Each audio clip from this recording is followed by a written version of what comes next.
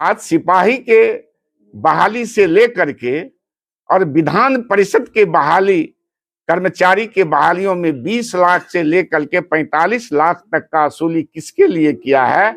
आप श्वेत पत्र जारी करिए। सभापति के पद पर है, आप संवैधानिक पद पर हैं, आप कहते हैं कि हम झूठ नहीं बोलते हैं।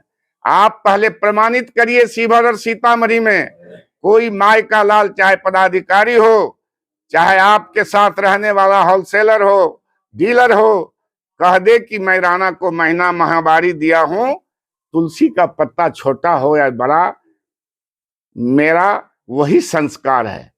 देवेश चंद्र ठाकुर जी सभापति के पद पर बैठने के बाद हमको उन्होंने कहा, क्यों कहा वो तो मैं आगे बताऊंगा, मेरी क्या गलती है, मैंने सिर्फ सीतामढ़ी के लोकसभा क्षेत्र के लिए मैंने पिछड़ों को ये सीट मिले, पिछड़ा का हक बनता है, पिछड़ा की जिम्मेदारी बनती है, उसको सम्मान मिलना चाहिए, इसके लिए मुझको गाली दिया गया। और गाली देकर के उन्होंने क्या कहा, ये रघुनाथ झा जी के पीठ में छुरा मारने का काम किए। सभापति जी, आप पद के अहंकार में मत रहिए। राणा ने नेता नहीं, एक पिता पाया रघुनाथ झा जी को, जिनके नाम पर रघुनाथ झा महाविद्यालय बना करके आज भी फाउंडर मेंबर और सेक्रेटरी के रूप में, अध्यक्ष के रूप में मैं हूं। रघुनाथपुरी रघुनाथ झा जी के नाम पर रखने का काम यही राणा रणधीर सिंह चौहान, रघुनाथ झा जी का दत्तक पुत्र कहिए या जो भी कहिए, रखने का काम किया। रघुनाथपुरी में रघुनाथ पथ सड़क का निर्माण राणा रणधीर सिंह चौहान ने कराया।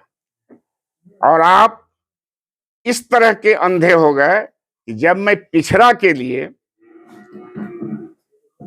आपने स्वतः अपनी उम्मीदवारी देकर के जब सीतामढ़ी में महागठबंधन और जनता दल यूनाइटेड के लोगों के बीच आपने भ्रम पैदा किया, तो पटना के आवास पर सारे पिछड़ा नेता भूत वर्तमान पहुंचे और उन्होंने कहा कि इस तरह की बातें देवेश चंद्र ठाकुर जी सीतामढ़ी में कर रहे हैं, भावी उम्मीदवार का पोस्टर छपवा करके वो बंटवा रहे हैं। हमने कहा कि इसके लिए हमको जो भी लड़ाई लड़नी पड़ेगी हम लड़ेंगे, क्योंकि मैं जानता हूं सीतामढ़ी आजादी के बाद आज तक, चाहे स्वर्गीय नागेंद्र प्रसाद यादव जी हों, स्वर्गीय नवल किशोर राय जी हों, चाहे हुकुमदेव नारायण यादव जी हों, अभी जीवित हैं सीताराम यादव जी हैं, अर्जुन राय जी हैं, सारे लोग, जो भी लोग लड़ा है पिछड़ा समुदाय का लोग सीतामढ़ी में लड़ा है, रनर और विनर पिछड़ा ही हुआ है। हमने यह मांग किया, इस आक्रोश में आप सबों को बुला करके किस तरह से आवेश में, खुद वो कहते हैं कि मैं 75 वर्ष का हो गया। देवेश बाबू 75 वर्ष की उम्र में यदि एक छोटी सी बात के लिए, पिछड़ों को सम्मान देने के लिए यदि आपने अपना सारा चीज गंवाने के लिए तैयार हैं, क्रोध में इस तरह की आवाज मत निकालिए। इस उम्र में, ठंडा में नस फट जाएगा, हम लोगों के बीच एक बड़ा भाई चला जाएगा। इसीलिए हम आपसे विनम्रता पूर्वक आग्रह करते हैं कि पिछड़ों के हक के लिए, पिछड़ों को सम्मान दिलाने के लिए आप कम से कम इस तरह की भाषा न बोलें। मैं जब यहाँ 80 में घर बनाया तो मैं दोबारा लौट करके अपने जन्मभूमि पर नहीं गया हूं। स्नेह प्यार सीतामढ़ी के लोगों ने दिया तो मैं सीतामढ़ी में दिन रात, सुखाड़ हो, बाढ़ हो, बरसात हो, भूकंप हो, तूफान हो, उसमें मैं लड़ता रहता हूं। आप तो आते हैं बंबई से, जश्न मनाते हैं, पिकनिक मनाते हैं, और फिर बंबई के उस रंगीन जगह पर जाकर के आप क्या करते हैं हमसे मत पूछिए। मैं आज भी विनम्रता पूर्वक आपसे कहना चाहूंगा कि आप सीतामढ़ी शिवहर में आप अपना कसम खा करके, मां जानकी को साक्षी रख करके हनुमान जी की कसम खा करके आप सर्वे कराइए, आपके बारे में सीतामढ़ी और शिवहर का लोग क्या कहता है।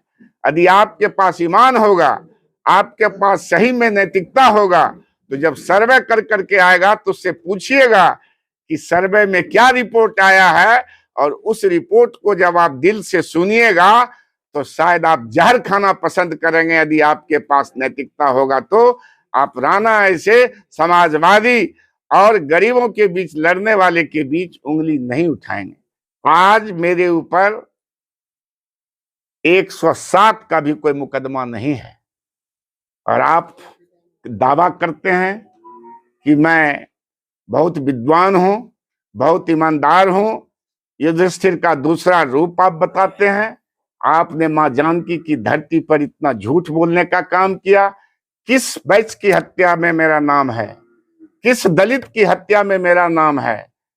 कौन सा मुकदमा मेरे ऊपर चल रहा है? आपको बताना होगा, या नहीं तो माफी मांगिए। आप बड़ा भाई हैं, हम तो माफ नहीं करेंगे। शिवहर की और सीतामढ़ी की जनता आपको माफी करेगी, और नहीं तो छोटा भाई आप पर लीगल नोटिस करेगा, जिसके लिए आज बुला करके सबों को साक्षी के रूप में मैं बता रहा हूं। कहते हैं कि मैं औकात की भी बात उन्होंने किया है।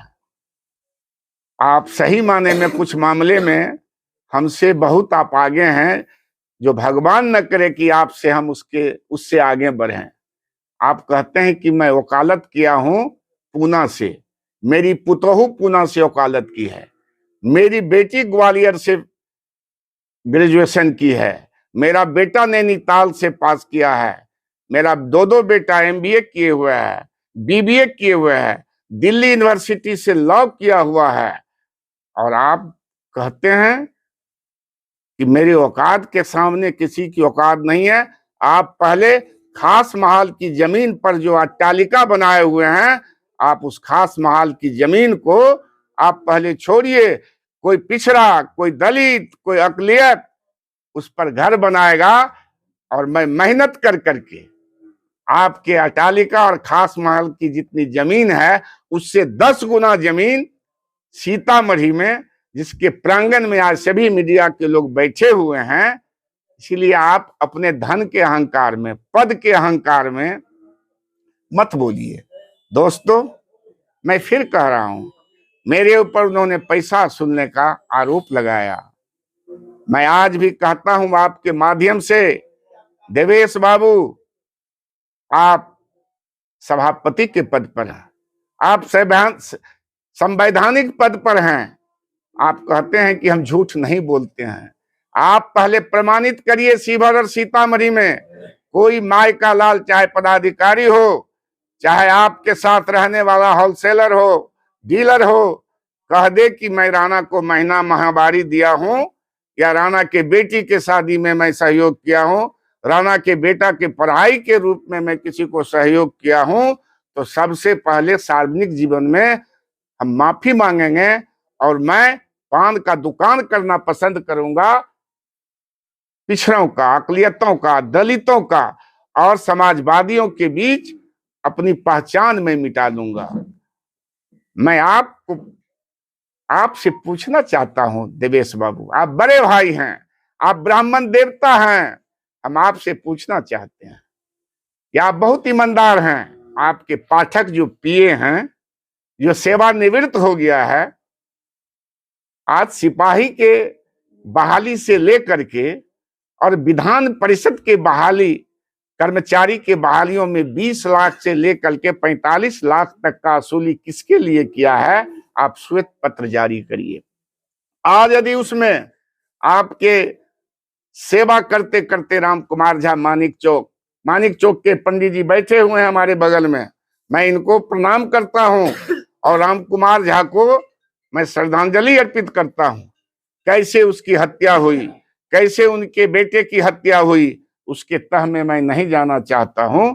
लेकिन यदि आज उसकी विधवा को आप बहाल कर दिए रहते तो निश्चित रूप में आप पूजनीय होते, और हम वैचारिक मतभेद रखते हुए भी, सैद्धांतिक मतभेद रखते हुए भी हम कहते कि देवेश ठाकुर जी सही माने में कलयुगी युधिष्ठिर हैं, जिन्होंने एक ब्राह्मण की बेटा की हत्या के बाद एक विधवा ब्राह्मण को नौकरी देने का काम किया।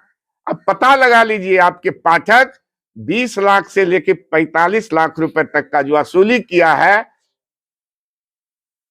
कहां दिया, किसको दिया, किसके कहने पर किया? देवेश बाबू, हम फिर आपसे कहते हैं, आप अपने मर्यादा का उल्लंघन मत करिए।